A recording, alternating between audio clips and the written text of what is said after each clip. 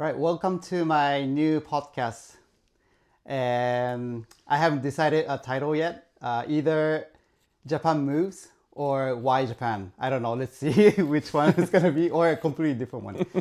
Anyway, in this podcast, I am going to bring a guest and talk about his or her life or their life and focusing on their life in Japan. And I have a guest today, my friend Tim. Hello. Thanks for coming. Thank you for having me, Taisuke. It's a big pleasure. Yeah, thank you. You are the first one, so I'm Yeah, so it's excited. a big honor for me. Thank you very much. Thank you so much. Tim and we met last year. Yes, we did. Yeah, in Yeah. July, I think. July, yeah, Yes. about right, yeah. And through our mutual friend. Exactly. Yeah, Yes. Shout out Mia. Yeah, thank you. So since then, right after we met, immediately clicked and Absolutely. Yeah, Taisuke has done a lot of things for me to get more comfortable in Japan, and we did a lot of amazing hangs together already. oh yeah, yeah. So I'd love to talk about his. He's a cellist Yes. and music producer. Exactly. He moved to Japan last year, Yep. In the end of April, I think. the end of Yeah. April. Yeah, and you have working visa. No, what's the working holiday? Yeah, exactly. My current visa is the working holiday visa. So for the first time ever that I got into Japan, I just had a standard tourist visa. Okay. And then that was just for a little quick trip Okay, I in see. 2024. And when we decided to come here more long term, then we got the working holiday visa just because it was relatively easy to get and you can comparatively do a lot of things with it. I see. But yeah, we can also talk about that Yeah, later. later. Yeah. Okay. Yeah. I have no idea about the visa stuff, so maybe you know better than me. So please explain to us I've later. spent a lot of time with it by now, so maybe I can add some helpful insights yet. Yeah, you explained a little bit, but like it was too complicated to me. So Yes. anyway, I have a little bit the memo here, so I might just check. But anyway, can you introduce yourself? Absolutely. Yeah. Yeah, so my name's Tim. As you said, I'm a cellist and a music producer. Yeah, just in general an artist. And I've been making music basically all my life. Started playing the cello when I was 4 and then moved to piano. And yeah, music has just been the most important integral part of me ever since I can really think. Okay. So that's awesome. yeah, and by now I'm still doing it, but I'm doing it in Japan now. Yeah, that's amazing. So that's man. really exciting. Yeah, I have so many questions because like you are doing a lot of projects in Germany, back in Yes. Germany as well. Yeah. But I was wondering why you decided to come to Japan. Right. Yeah. Um, Yeah. So I mean, I think the backstory. So just that it makes more sense. I've ever since I became self-employed, I've kind of been fortunate enough to travel a lot for music. So I've always had my home base back in Germany, but I always loved traveling in itself already. But then, as I said, when I started being self-employed, I also started traveling for music, which is just a really amazing feeling to just get to know the world and a lot of different people through music, because that's what's connecting everybody, right? yeah.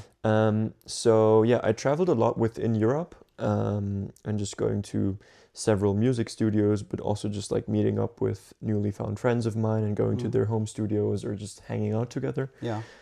As well as going to the States and traveling there, making a lot of new friends. And honestly, at that point, not traveling to Asia, but I always wanted to.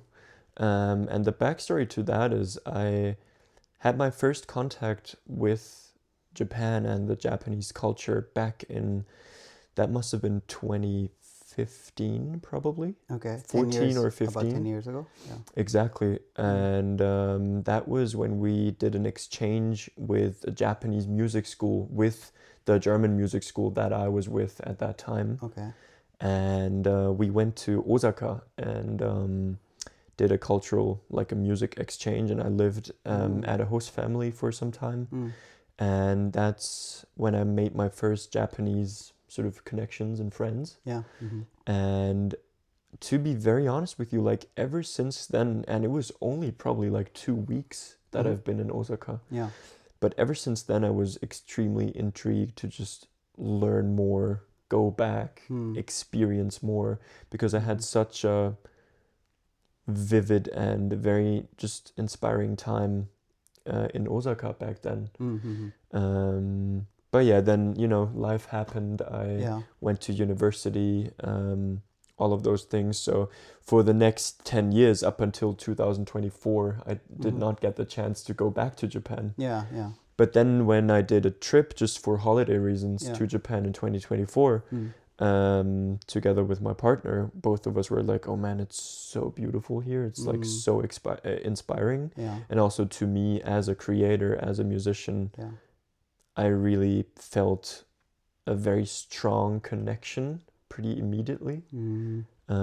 So it was not really like a far-fetched thought to be thinking about, oh, how would it feel like to be here for actually longer and just like living, try out how it would feel like to live here for a bit. Okay. So that's where we are now. Wow.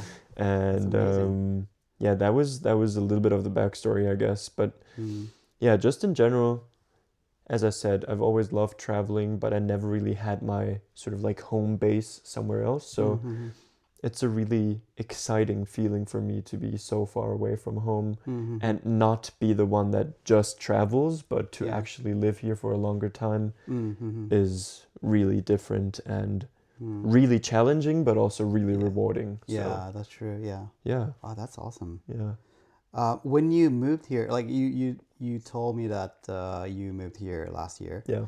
I'm sure that visiting here as a tourist and living here, you know, is completely different. Oh, fully. First of all, the visa, you need to get the visa, right? Yes. And there are a couple different options, I believe, but you chose... Yeah, I went with the working holiday visa first, just because it fit my category. You can apply for it up until the age of 30. I think in some special cases up until 31.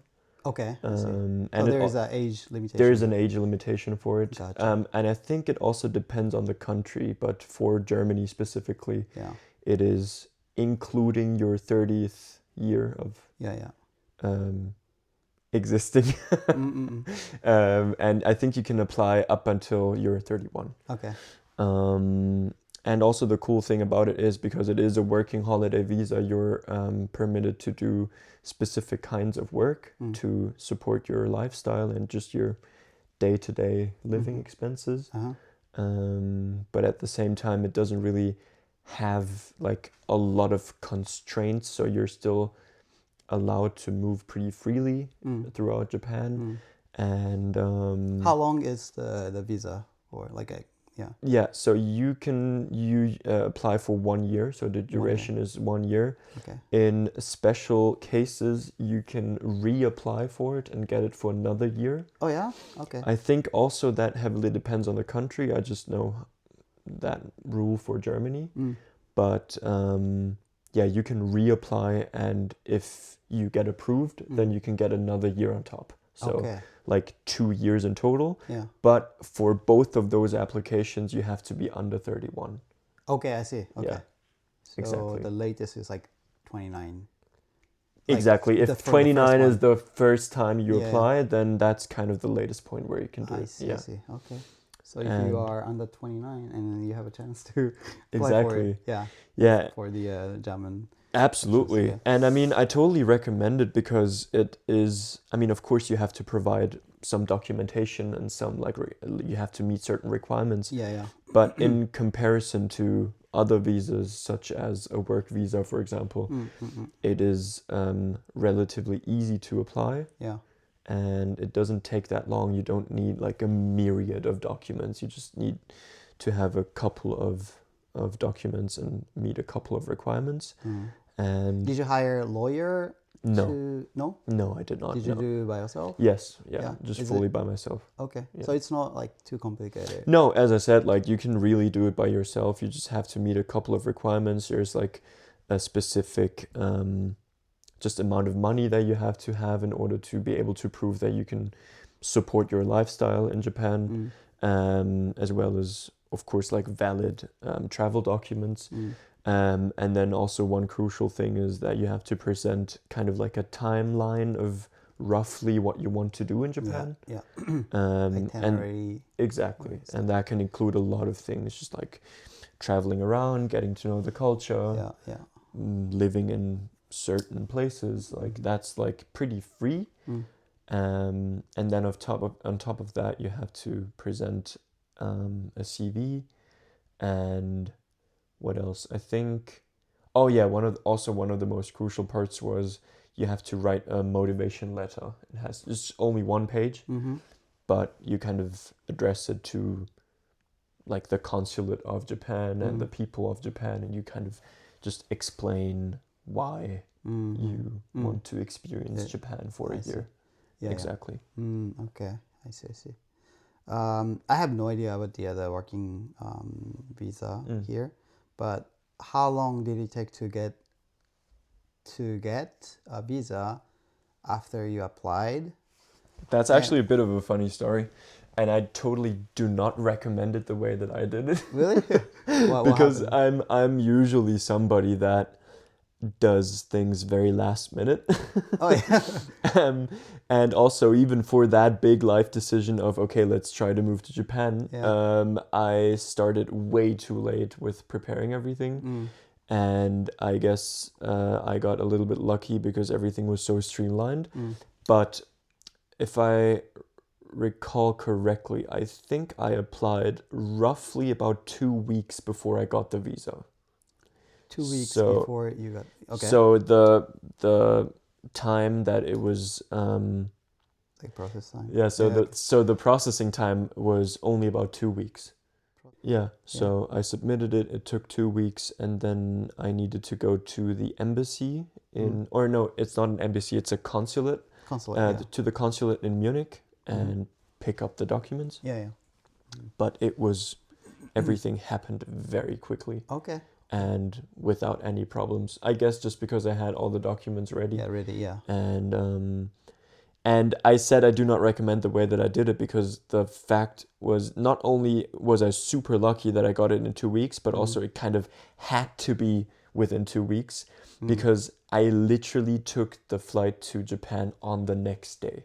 Oh wow. Yeah. Very last minute then. Yes. Wow. So I went to You're Munich, lucky. picked up the visa, and on the next day we flew to Tokyo. I see. Yeah. So you already bought a ticket first. Yes. You have to actually do have to. that. You have, that's one of the things. Yeah, great that you mentioned it. You have to have a ticket to Japan, and you have to present this while you submit for the see. visa. Yeah. Gotcha. So make sure you have, you submit Yes. at least like 3 or 4 weeks before, I guess. Oh yeah, at least. The earlier the better. Yeah. Don't do it like I did it. I see.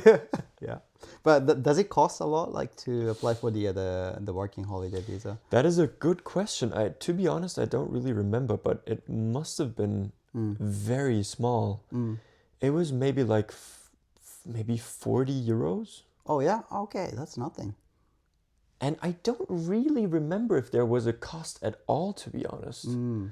I think there was some kind of a processing fee. Yeah. But it was very, very acceptable. I see. Yeah, I would actually have to do some research on that again, but that was definitely not an obstacle. So I see. I think if you're able to meet the requirements of the visa, then you can definitely also pay for that fee. So that was no worries. Gotcha. Yeah. Oh wow. I thought like somehow like it costs more. Yeah, but Yeah, it's reasonable I actually then. thought about that too before, but then when I saw it was either actually for free or maybe just like a very, very small amount. Yeah, yeah. I see. So Well, I but think make sure everybody can do to it. check Yeah. on the website, maybe consulate website or something. Yeah, I think also the most important thing for that kind of visa is that the regulations probably heavily depend on the country. Oh, okay, yeah, yeah. Because I don't know how those rules are for the United States, for example. Yeah. Or I think for the European countries, it's kind of roughly the same. Mm-hmm. But I can imagine that for countries like the US or Australia, Australia, or yeah. like just like other continents that are not part of the EU, I Yeah. think it's So probably they have a probably different different. rules. Yeah. Yeah. So make sure. Yeah. Yeah. Gotcha. Yeah. Actually, last year, a lot of musician friends, because I live in the U.S., Yes. Los Angeles, and I have a lot of musician friends who wants to work in Japan Oh, or okay. who wants to live in Japan, Right. but they have no idea about the visa situation or housing situation. Right. Yeah. And I'm sure I know you've been through kind of tough time, Yeah. to Yeah. find the apartment. Absolutely. But can you tell us? Yeah, I your think you situation? already mentioned it a little bit in the beginning where you said that being a tourist in Japan is very different from living in Japan. Yeah. And that is definitely the case, I would say. And it's just like being a tourist and not having any obligations for such a short time. Yeah. You can experience all of the beauty that Japan has to offer. And living here, you still experience this, and even more profoundly, of course. But at the same time, you, of course, have way more obligations and just things to keep in mind. Yeah. And I kind of knew about this before, or at least I was expecting that. Yeah. But one of the most important things, I guess, to keep in mind when you move to Japan is that there is always going to be some kind of a step or something that you have to know about or take into account that you don't know before. Because it's like everything is pretty different to That's what bet. I at least grew up with. Yeah. Even though Germans love their bureaucracy too. So I'm kind of used to that. But yeah, just especially in terms of apartment, for example, there's just a lot of rules that apply to foreign residents, especially that most Japanese residents or Japanese people don't really have to deal with. So I see. yeah. Yeah. So Tim just moved into a new apartment, right? Yes. Here, a beautiful apartment. Thank you. But you mentioned about it was kind of tough to find the apartment. Yeah. How did you find this apartment? So I guess an important thing to know maybe is kind of like the options that you have. Yeah. So the options that I was faced with or that I looked into was you can either get like a furnished short-term apartment from some kind of an agency or company that is specifically focused on expats and foreigners living in Japan. That is definitely a very streamlined way of finding an apartment, but it is also definitely more costly than other options, just of course because you have to pay for that service. Yeah. Because usually all of the utilities are included, you don't have to pay for furniture, you don't really have to worry about a lot of other things. So that's usually a great option, but also very costly.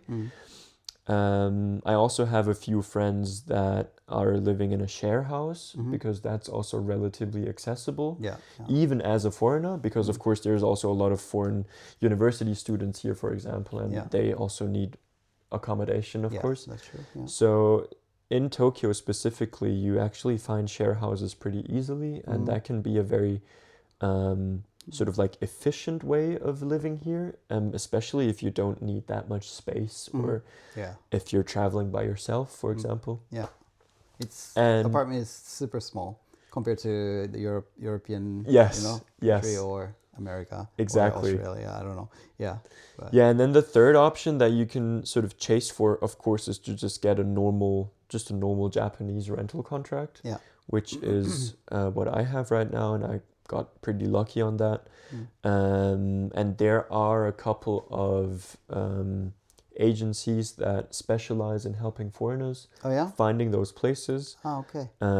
The agency that I used is called eHousing. E-housing. Yes. And I worked together with a very, very cool agent. Her name is Jenny. Shout out Jenny. Okay. And she went above and beyond to really find a good place for us that was fitting our budget, while also not being one of those short-term, fully furnished apartments in order to save some cost. Yeah. And yeah, we had to just like dig through a lot of options, and to be very honest, like most of them didn't really meet our expectations because they were either too small or maybe not in the area that we were kind of hoping to be ending up in the end. But in the end, it worked out with this space, and I'm super happy about it to just have that space for now. So, Yeah. yeah. Yeah. Pretty nice place here. Yeah, Like you thank got you. lucky. Yeah. Yeah. I see. Maybe after people see this and Jenny Yeah. might get like a lot of calls. Yeah, hopefully. She's We are amazing. not get sponsored. Like, you know. She's amazing. So- Yeah, no sponsor. Just Yeah. shout out because Shout out, it was really smooth working with her. Yeah. And I think in general, like, it doesn't really matter who it is. You just have to find somebody that understands the very sort of like unique situation of being a self-employed artist or a composer or whatever you do in terms of art is just not the standard thing that Japanese landlords usually look for. Because the way that you find a place to stay in the most streamlined way is usually if you can just present a payment slip. You know, just like being employed regularly at some kind of company is usually a big advantage. But if you don't have that, and most self-employed artists don't have that, then it is already pretty tough.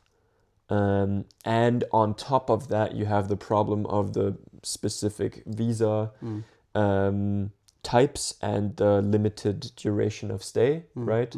That prevents a lot of contracts to be signed, and also a lot of landlords become very skeptical if you're not allowed to stay for example, like 5 years or something like that.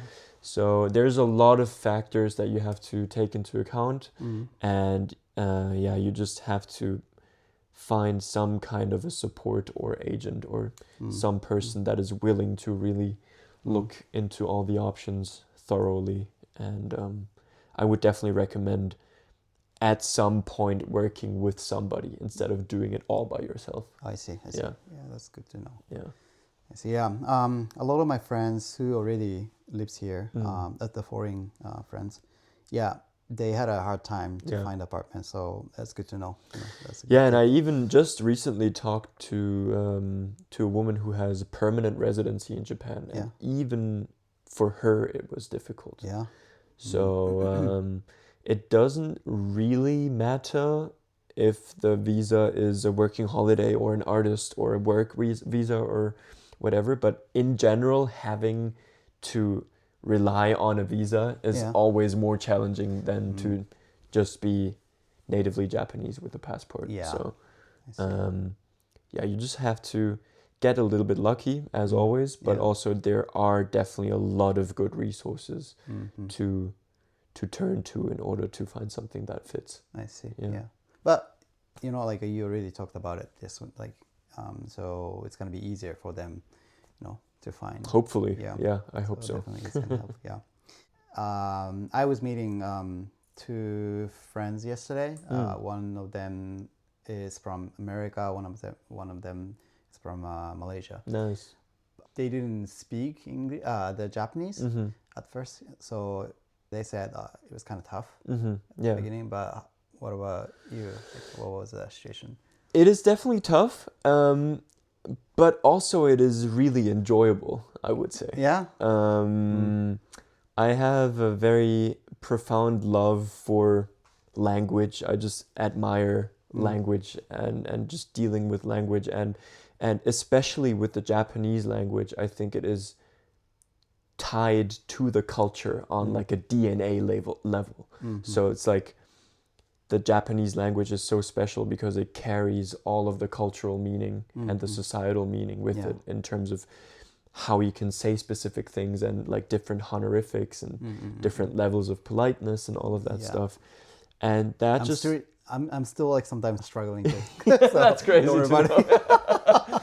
And to me, that is just very intriguing and very fascinating. But of course, coming here, I had no knowledge about Japanese and Zero. yeah, zero. Like I would say zero. I mean, I've been watching anime in Japanese with subtitles, so I know how at least a specific shade of Japanese can sound like. But apart from that, I had zero knowledge about Japanese. Okay. So it was definitely very challenging being here for the first few months. Yeah.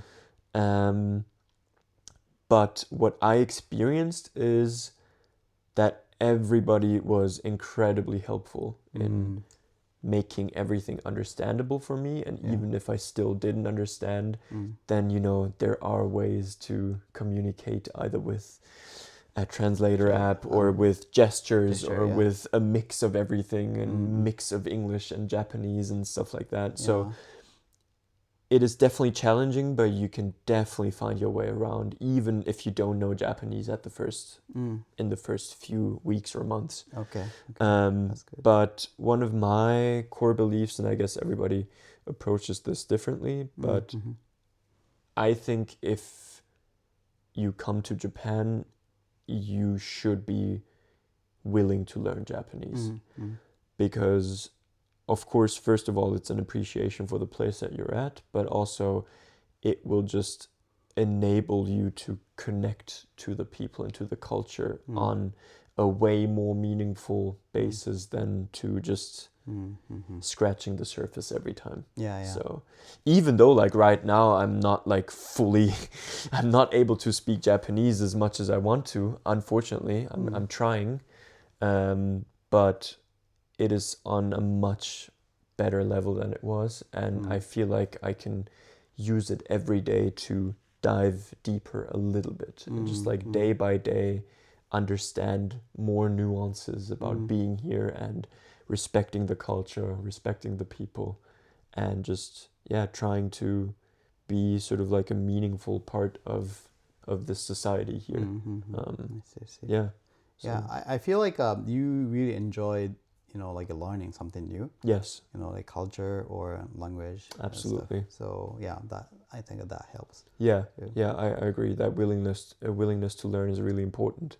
Not only language-wise, but also with everything that you have to learn here in terms of just honestly day-to-day life. I would say was one of the best learning experience I've had in a very long time, because it's really humbling. I felt like a 12-year-old boy sometimes because I did not know what was going on. Yeah. And just simple tasks like doing groceries or, I don't know, applying for something or registering your address or finding out how bank accounts work. Like all of those things are usually things that you don't really have to spend a lot of time thinking about. But being here, you definitely have to do that. And it is a very humbling experience, but also very, very refreshing. And I usually really enjoy it. At least that's what I say after I had the experience. During the experience, it's pretty stressful sometimes. But that's just one of the joys of life, I guess. I see. But you survived. Congrats. Exactly. I see. Yeah. Gotcha.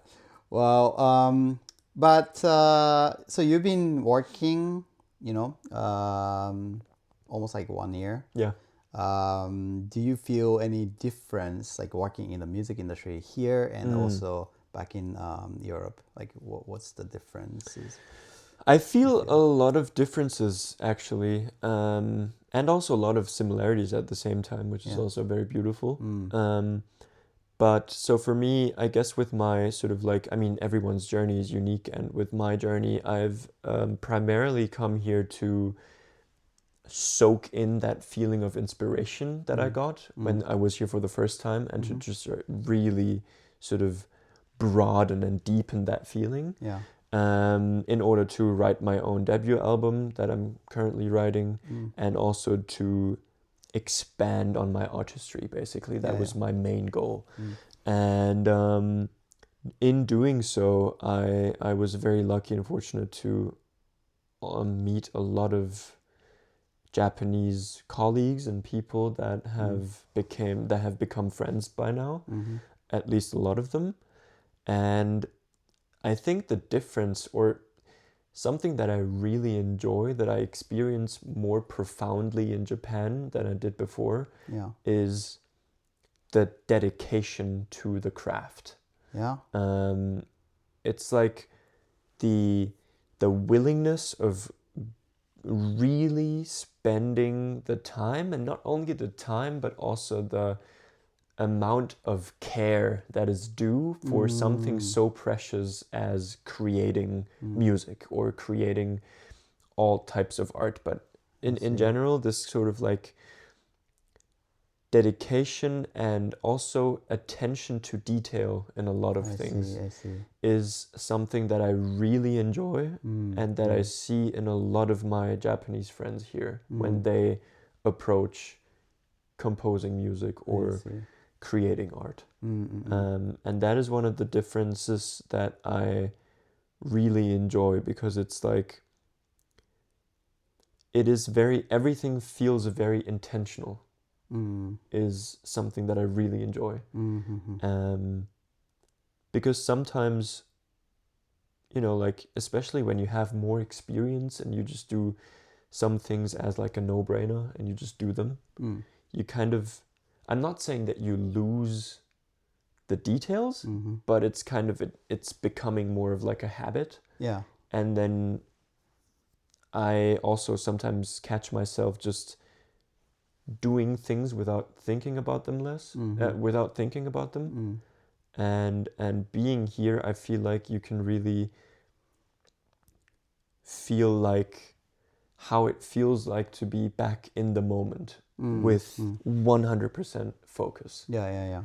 And that is something that I don't only experience with musician friends or colleagues, but also just in general with a lot of people that I'm talking to here. I see. Even just like workers in general. Like I feel like there's a certain attitude and respect that I sort of like really respect them as well, because you just feel the sincerity and the dedication, and that's something I really enjoy. I see. Yeah. That's interesting. Yeah.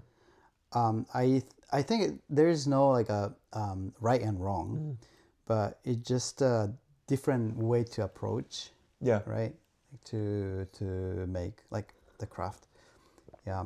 I think based on the different it relate to the maybe education system is different. Yeah. Right. Yes. So yeah, I guess so. I think it's pretty interesting, because that's also why I said similarities, because coming from Germany, a lot of things in Japan feel surprisingly similar to Germany.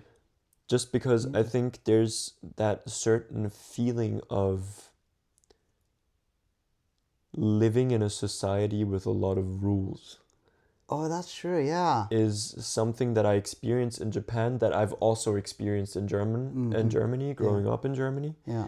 And it is really interesting, because I don't know how it is about for you, but when I talk to my American friends, they usually experience Japan and Germany pretty differently to how I experience Japan now, because it is just very important to respect a lot of things in Japan. And that is just something that you kind of have to get used to or accept in a way. And for me, I found that quite easy, to be honest, because I just already come from a society where that is also pretty present, at least like subconsciously. You grow up with that feeling of there's like certain ideals and rules and respect for the elders and like all of those concepts that are pretty similar to the Japanese concepts. Mm-hmm.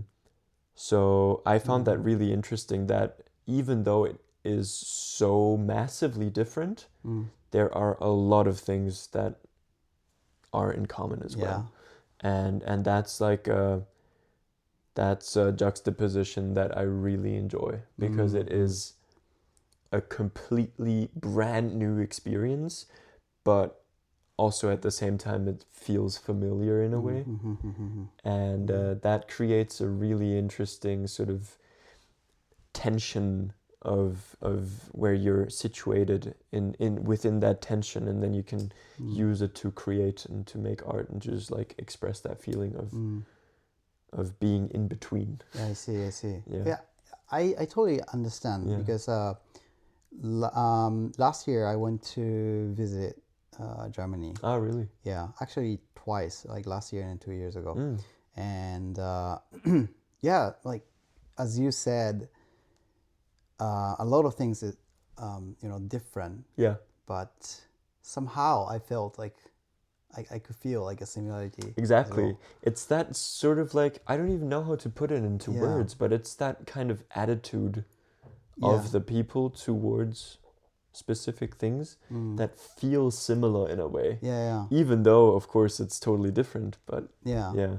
It's interesting. My image of the German people, they're very organized and then like follow the rules, and So, I can tell you from experience that's not the case. German trains are never punctual, and also German bureaucracy doesn't always work that nicely. Well, I mean, anywhere, so that's really funny to just like see those typical images, and then as a German be like, not always like that. Yeah, I see. Well, I mean, same in Japan too, But wow, interesting. Yeah. Gotcha. Hold on one sec. I have a cheat memo here. One sec. Everything's scripted. Yeah. Every single word, It's been 7 months, or no, a little bit more. It's been 10 months. Yeah, like with a few breaks here and there, because I went back to Europe for a couple of weeks. But yeah. And I've been, checking and following your Instagram, and we talk sometimes. Seems like you were doing really good, like Thank really you. well, and you are get involved with the very cool project. As a musician, like as a cellist, and also as a producer as well. But my question is, how did you find those like group or community?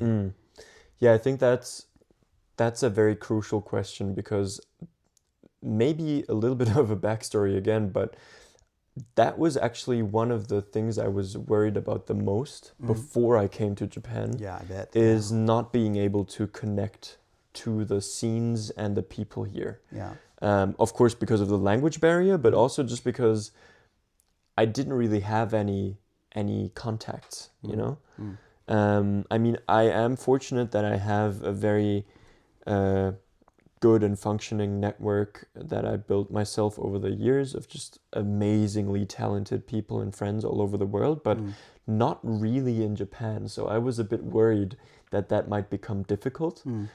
But then when I came here, and I remember I said this to a lot of people, and also to my partner and my family, is like, it was the thing that surprised me the most, is how easy it was to get in touch with people. Yeah?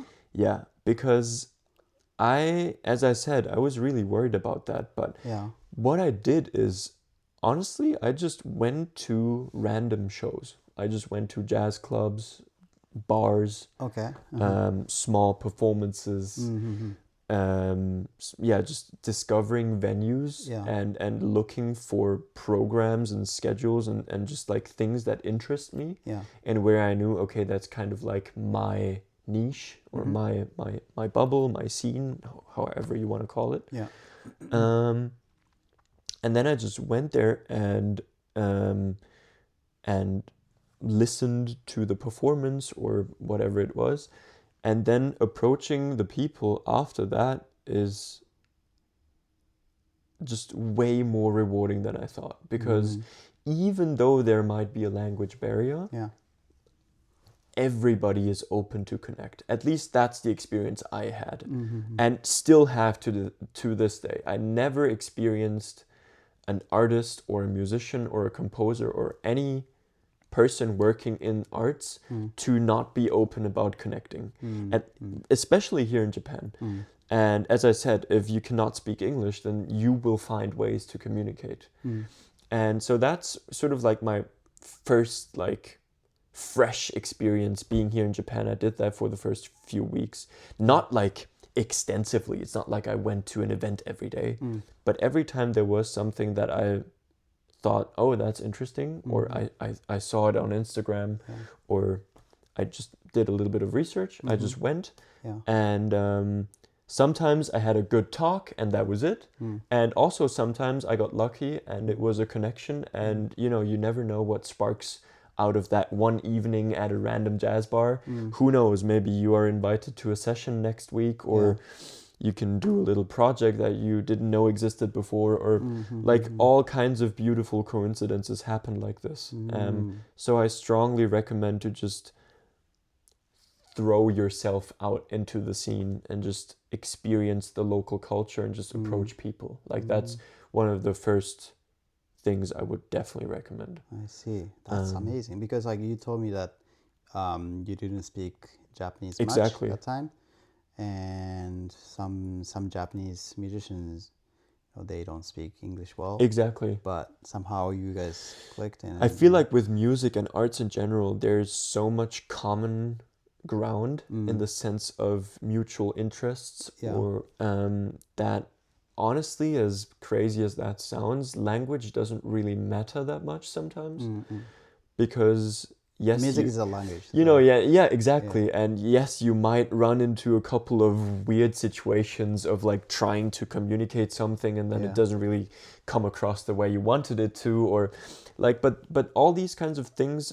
have such a, I don't know, such a fragile and special beauty in them, that it is still so worth it to do it. And you, as I said, you never know if you're going to make a friend on that day.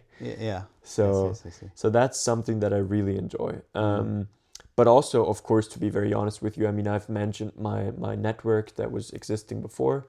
That is, of course, also something that is always really useful, because I was really fortunate to have contacts all over the world that even if they're not based in Japan, chances are high that one of them knows somebody that knows somebody that is located in Tokyo, for example. And I definitely, for example, with you, I definitely remember that we said shout out to Mia, but so that was the bridge between for us to meet, right? So that was also just through Instagram, even before we met in person. That's true. So it's always just great to, for example, maybe just do an Instagram story or reach out on some kind of platform that you use regularly. That's and be true, like, hey, I'm going to go to Japan. Do I know anybody? Or I want to create this and that. And please reach out if you feel like you're the person to do that too.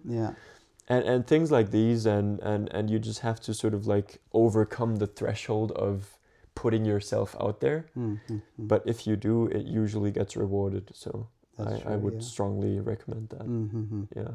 It was amazing how we connected, because somehow because so Mia, our mutual friend based in California, she messaged me and then, hey, there's a cellist, very cool guy,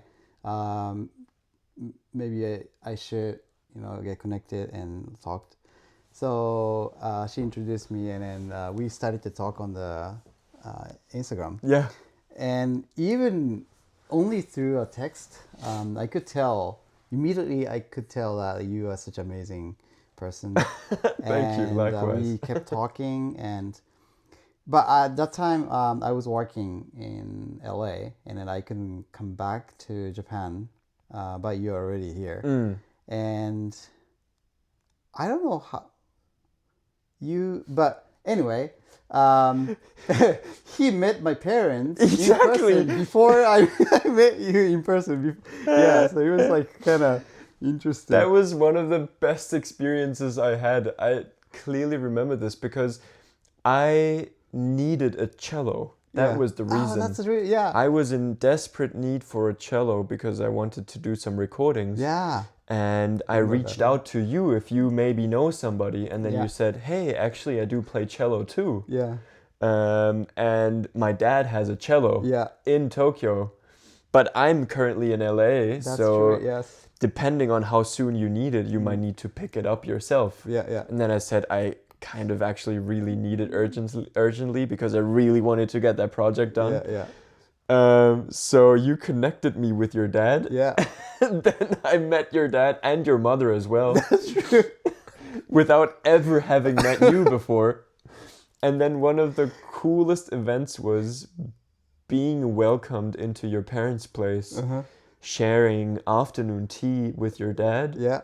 And with your mom, and you were part of the conversation via FaceTime. That's true. Yeah. And that was such a cool moment. Yeah. And interesting. Yeah. And I was still so fresh to everything that everything around me was just pure excitement. And I'm like, oh my God, I'm in this situation in a completely new surrounding at some guy's parents that I've never met before, but I'm also getting a cello and we're having the most amazing conversation about classical music right now. Yeah. And I'm enjoying tea, and it's just everything was amazing. So I will never forget that day. Yeah, it was. And that strongly supports what I said before. It's like leaning into those unexpected experiences and just throwing yourself into it is honestly, I would say, like 99.9% always worth it, because you never know what comes out of it. And usually it's cool. So yeah. So thank you so much again, by the way, for making this possible. Yeah, I'm this was amazing. At the end. My mom speaks English really well, but she was outside and doing something. So when you arrive at my parents' place, there was only the dad, and dad doesn't speak English at all. Yeah. So that's why we did the FaceTime, and then I would translate all the time. Exactly. While you guys were talking. Exactly. But it was such a an interesting and an amazing experience to me too. It was amazing. It was really amazing. Yeah. And I've had a lot of those very unexpected experiences in Japan. And it always happens when you least expect it. I mean, that's a common theme in life in general. Yeah. But especially in Japan, it's like one of the most random days can turn into a golden memory because of some coincidence that you could have never planned before, just by throwing yourself out there and trying to connect, and also just being willing to sort of I guess that's also really important to me, to be in the position of being a student of the situation. Going into a specific situation without knowing what's going to happen is something that happens to me so much in Japan. Yeah. Before that, not really. Really. So that is something that is humbling me, but also teaching me so many things, and it feels like it just makes everything feel more colorful and enriching. I see. So that's one of the fun part, living in the completely different culture. And then a completely different country, I guess. Yes, I so fully just agree. Be outgoing, friendly, or put yourself out. And then try something new. Yes. I fully agree. Out of the comfort zone. Yes. Yeah. I see. But it's been like maybe almost like 1 hour now. That's crazy. But I wanted to ask you. So you went to the venue or event, then you met a lot of Japanese musician or artists. But what about the international, the Yes. musicians? So what I think is really cool, especially in my situation, to be an international musician in Tokyo, is that you kind of get the best of both worlds. You're in Tokyo and you can dive into the local scene and make friends with Japanese artists and composers and everybody. Yeah. But also at the same time, I feel like I've become a little bit of just a person to reach out to for my international friends when they visit Japan. Okay.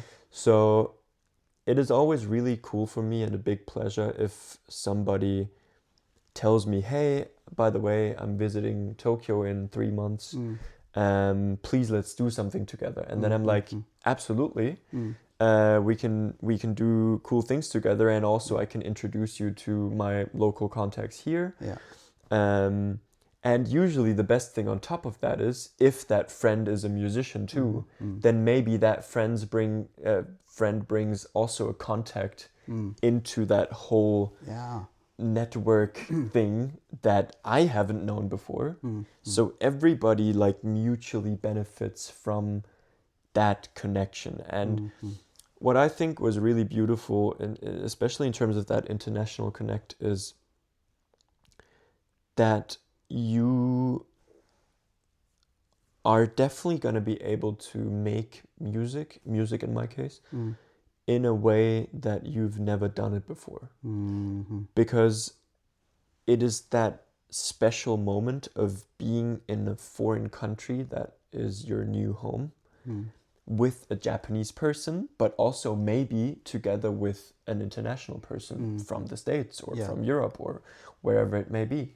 And these three persons in that example share the same energy in the same room. Yeah, that's cool. And that creates a kind of vibration that is almost impossible to replicate, because the Japanese person brings so much culture and so much ways of doing it in terms of how does the Japanese music industry work, how does the Japanese expectation towards a session work, how like these kinds of things that are just different depending on the location. And I'm sort of like in between everything, having experienced both a little bit. And then the person that is just here for visiting is like bringing in a completely new energy of, for example, I don't know, just coming from LA, you know, bringing literally like musical sunshine with them and just like coming in and just like enriching everything. And that synergy of everything together creates jam sessions and compositions and pieces and moments that you would otherwise just not have. And that beauty of sharing the same space and coming from completely different backgrounds is something that inspires me every day. And I really, really try to do my best to both honor the new place that I'm at right now, which is Tokyo, but also to bring in what I have to offer from my background to just jointly create something beautiful together that is just a shared experience from so many different backgrounds. That is just a very special feeling. And it doesn't really matter what that is. If it's a composition or a jam session or just a spontaneous meeting. But yeah, that's awesome. really beautiful, I think. And I strongly encourage that. And I also have experienced all of my Japanese friends to be really open to these kinds of experiences. I see. Yeah. Very cool. Yeah, I noticed that two things. One, Japan got changed like these, I don't know, like 5 years ish, like in a good way. And we have more international people here. Right. not only tourists but also who moved Yeah, here. like expats and people like that. Yeah. Yeah. And that's the first thing I noticed. Second, they are very supportive. Right. And, in this industry, not only in this industry, but like, very competitive sometimes. Yes. So, like, sometimes they feel like, oh, newcomer, and like, oh, they might take my gig, blah, blah, blah. Right. But I felt every time someone new comes here, and then like they my friends or other musician friends welcoming them, Yeah. and then try to help them, Yeah. and support to mingle and to get into the community. Yeah, So I agree. that's amazing. I think it just always just boils down to being, as I said, like willing to share what you can bring, Yeah. but also at the same time being respectful to receive input and culture and learning. Yeah. And I mean, that sounds probably super obvious, but it is also just so important to always come back to this, to approach these kinds of collaborations, cross-culture collaborations, Yeah. with the due amount of respect and also with the due amount of curiosity. And then I have made the experience that you're usually met with the same approach. Even though there is a language barrier, even though things are done differently. That doesn't really matter, because if the mutual respect is there, Yeah. then there's kind of nothing that could really go wrong. So just going into joint sessions or experiences without a big ego is really important, I would say.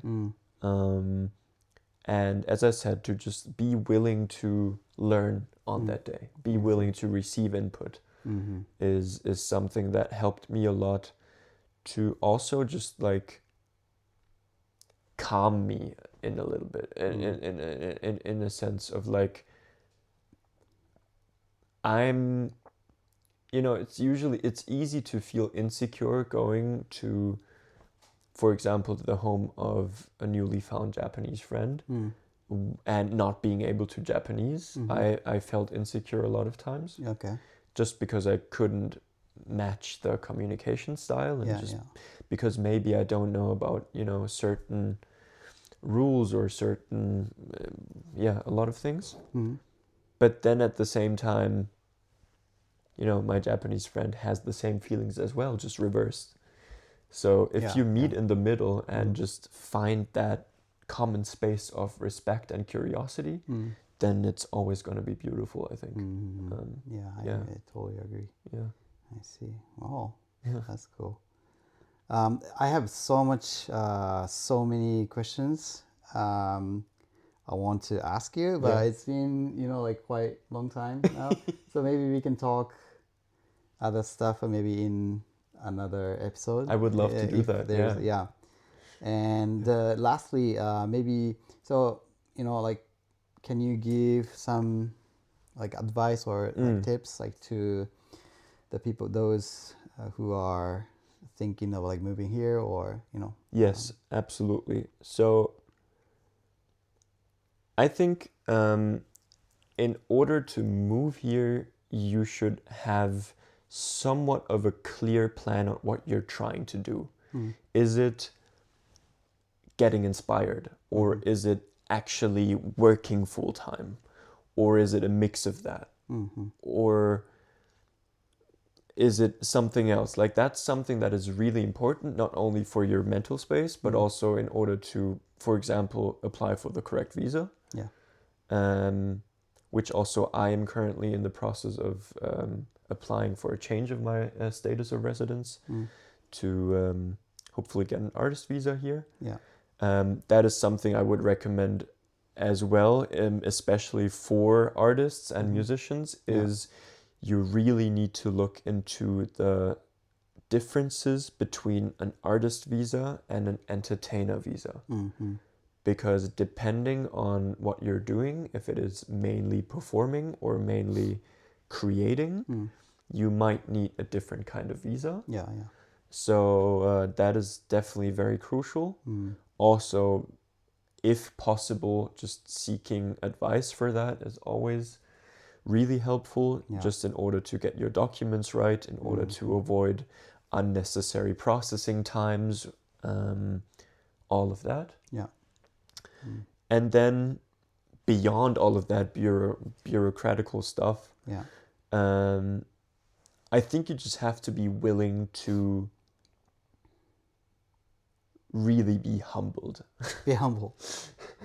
In a way that, like, you will experience a lot of situations where you will feel insecure, and that is a good thing because you're learning.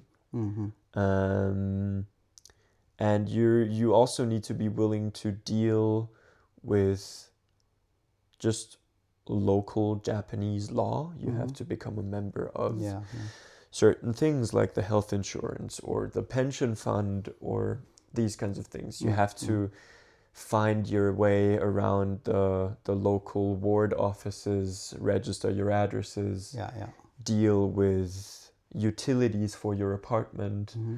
All these kinds of things are challenges, but they are well worth it, because for me, having done a lot of those challenges already, I feel like I'm still rewarded every day more and more just being here, and being able to dive into the culture more and more, and paying it justice as much as I can.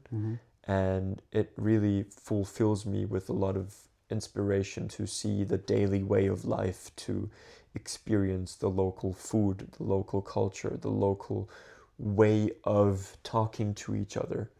And just to be here and experience it, just listen to the people, listening in general. And as I said, just meeting everything with the due respect and the due dedication is something that I would think is really important. Thank you. Yeah. All right. We got so many great tips and information. I hope so. Yeah. Thank you. Yeah, it's very helpful. This team is going to release an album, right? Yes, I'm currently writing my album for a new project that will come out under my just clear full name, Tim Binder. Okay. But so check out his music on Instagram is the best way, yes? By now, I would say Instagram is the best way. Yeah, I have a lot of aliases where I do different kinds of instrumental music, but also I do a lot of cello arrangements and stuff like that. So I think Instagram is probably the best hub to experience the different shades of what I'm doing. I see. What's the account name? The name is Tonyan Music. It's like the onion with a T. Okay. I'm gonna put the link. Thank you very much. Anyway, thanks for joining the podcast. Thank you so much for having me. Yeah, it was a big I really honor. enjoyed. Opening the first ever English speaking podcast that you're doing. Yeah. Let's go. Let's go. Special. Yeah. I feel genuinely honored. Thank you so much for having me. Thank you so much. Yes. See you at the next episode then. Absolutely. All right. Much love. Bye bye.